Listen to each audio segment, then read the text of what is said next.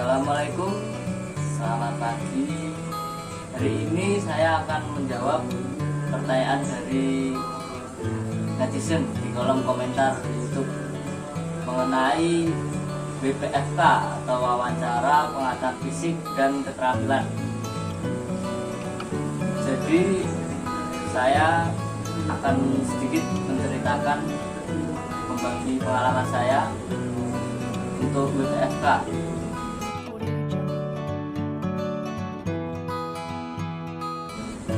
WPFK kita dibagi 2 hari, selama 2 hari itu sudah ada datanya, sudah ada nomor urutnya. Jadi kita datang ke Kanwil,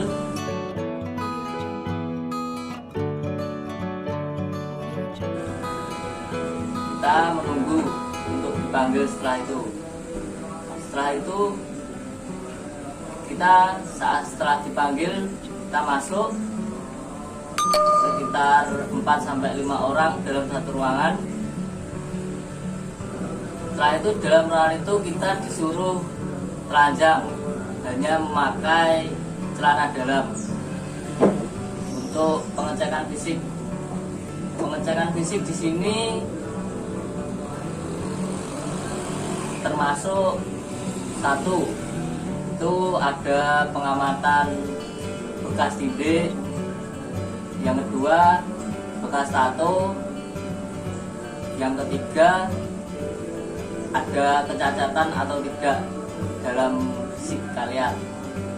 Untuk tato atau tindik itu masih ada keringanan jika kalian dari suku atau ada tertentu diharuskan untuk mentato atau mentindik badan, tapi dengan syarat harus membawa surat keterangan dari kepala desa atau kepala suku atau kepala adat, seperti itu.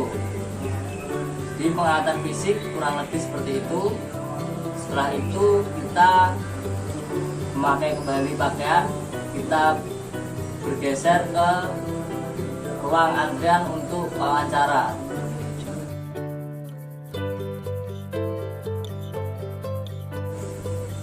Setelah itu, jika sudah dipanggil, kita masuk ruang wawancara. Di ruang wawancara kurang lebih ada 4-5 meja. Satu meja itu isinya 2 penguji. Jadi nanti kita sebagai peserta akan ditanya oleh 2 orang. Saya ditanya 2 laki-laki, 2 bapak dari Kanwil.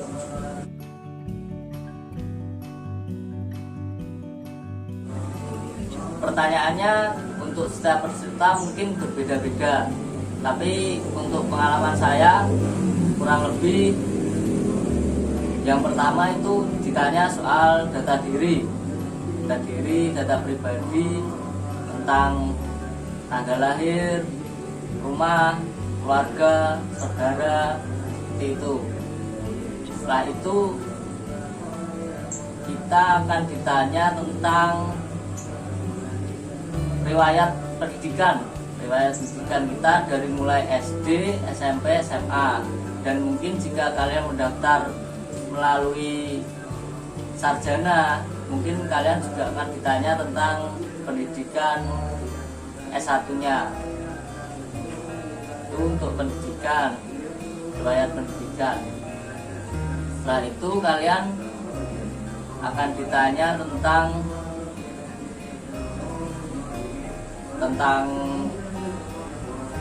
pengalaman kerja atau pengalaman mendaftar sebelum mendaftar PNS. Jadi kan untuk pendaftar tidak semua lulus SMA langsung mendaftar. Jadi penguji itu menanyakan riwayat pekerjaan. Jika kalian pernah kuliah atau pernah kerja, kalian sampaikan saja. Kalian jawab kalian pernah bekerja di sini, pernah bekerja atau kuliah di sini. Kalau saya dulu ditanya tentang riwayat pekerjaan atau riwayat mendaftar sebelum PNS, saya menjawab saya pernah 2 kali mendaftar Polri, 1 kali TNI, dan setelah itu mendaftar Kemenkumham. Dan untuk riwayat pekerjaan, saya menjawab saya pernah bekerja di wedding organizer dan di barbershop atau potong rambut. Jadi kalian jawab saja dengan jujur kalau kalian pernah bekerja atau pernah kuliah. Setelah itu saya ditanya juga alasan saya kenapa saya masuk PNS. Saya menjawab dengan tegas dan langsung. Saya menjawab saya mendaftar PNS untuk 1, mengabdi pada negara, yang kedua untuk meningkatkan taraf hidup, dan ketiga untuk membanggakan orang tua. Kalian jawab dengan tegas dan dengan posisi badan yang siap, posisi duduk siap. Jadi penguji tidak ragu-ragu dengan jawaban Anda. Terus setelah itu saya juga ditanya tentang kan gaji PNS itu kecil, kenapa kok kamu mau mendaftar PNS? Dan saya menjawab, mungkin saat ini gajinya kecil, namun pemerintah tidak akan membiarkan pegawainya atau PNS-nya hidup kekurangan. Pasti pemerintah akan meningkatkan taraf hidup untuk pegawainya. Jadi kalian jawab saja dengan tegas seperti itu, kurang lebih seperti itu. Jadi kalian harus percaya negara itu pasti mensejahterakan pegawainya, mensejahterakan yang mengabdi pada negaranya. Yang ketiga, saya ditanya tentang diberi pilihan tentang keluarga atau pekerjaan, dan saya menjawab saya memilih pekerjaan karena saat ini saya membutuhkan pekerjaan untuk membantu keluarga saya. Jadi kalian harus memilih salah satu dari itu. Dan untuk saya pribadi, saya memilih keluarga karena itu. Dan silakan ditambahi, saya siap ditempatkan di mana saja.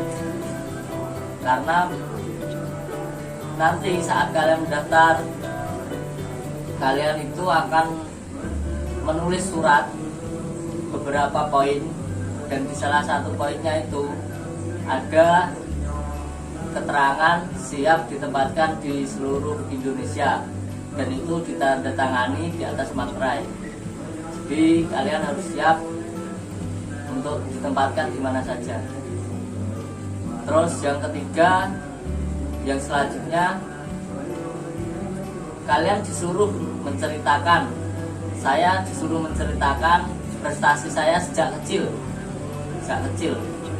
Jadi sejak kalian mulai bisa masuk sekolah atau TK atau SD, itu kalian ceritakan.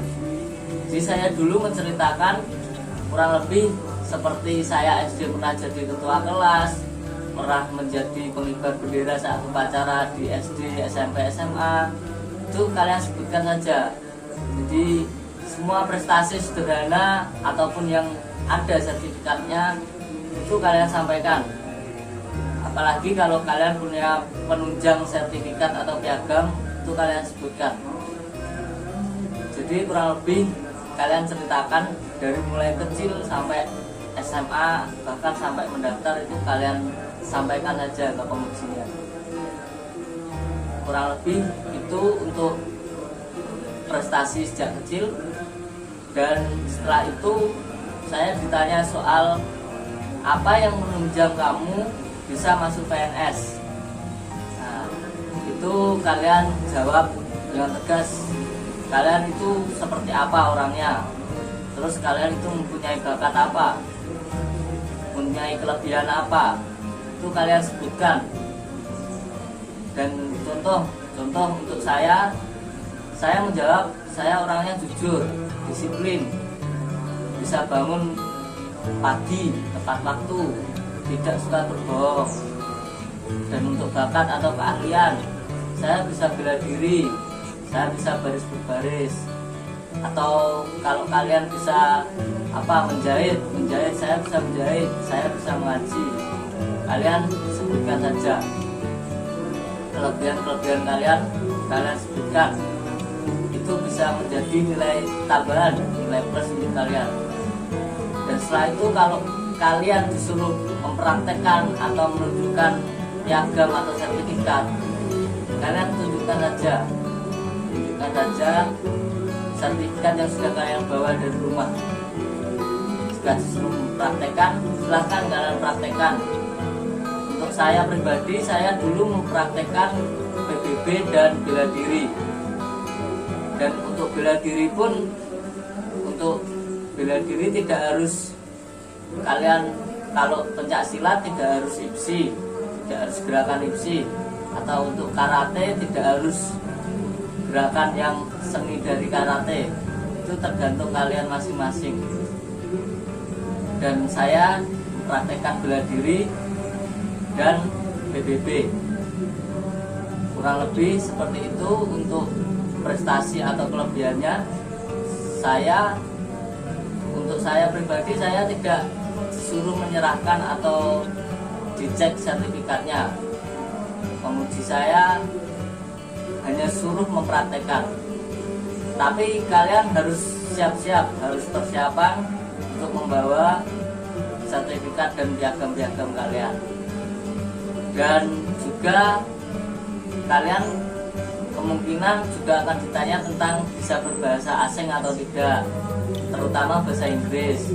Jika bisa, jawab bisa. Jika kalian pasif, bahasa Inggris pasif, itu juga sampaikan, saya bisa bahasa Inggris tapi bahasa Inggris pasif.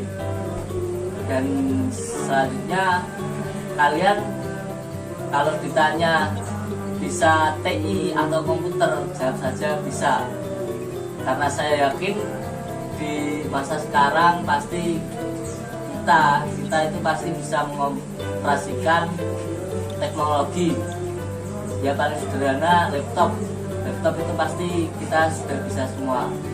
Jadi kita jawab bisa saja. Meskipun kita tidak punya sertifikat atau piagam komputer, khusus komputer, kita sampaikan saja bisa. Jika ditanya sertifikatnya, kita tidak punya, kita praktekkan saja jika ada alat prakteknya. Jadi kurang lebih seperti itu.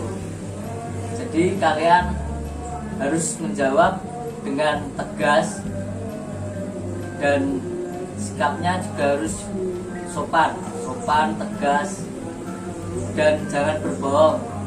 Karena penguji itu tahu jika kalian berbohong. Jadi apapun itu kalian sampaikan, meskipun mungkin kurang menunjang nilai kamu, tapi sampaikan saja. Jadi pesan saya kurang lebih seperti itu cerita saya.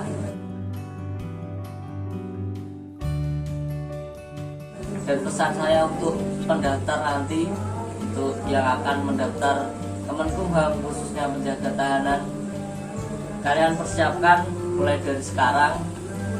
Berlatih wawancara, kalian ngobrol saja di depan cermin atau di depan orang tua kalian atau saudara kalian.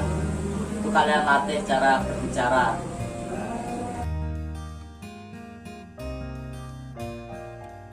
Kunci dari atau trik dari saya, kalian mulai dari masuk ruangan, mau duduk, setelah duduk perkenalan, itu kalian harus mempunyai etika untuk duduk, perkenalan, masuk ruangan.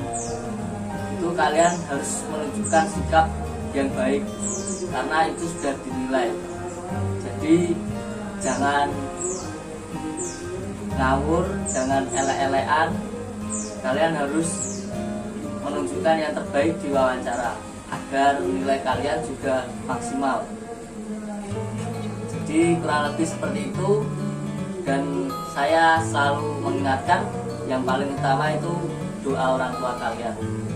Usaha kalian, doa kalian ditambah doa orang tua kalian, insya Allah akan menjadi berkah dan rezeki untuk kalian. Jadi kurang lebihnya seperti itu untuk wawancara. Jika ada pertanyaan lain, silahkan komen, langsung komen di YouTube. Kita akan bahas lagi selanjutnya, konten selanjutnya. Oke, silahkan mempersiapkan diri, semangat, jangan pernah lelah untuk berproses. Terima kasih. Wassalamualaikum warahmatullahi wabarakatuh.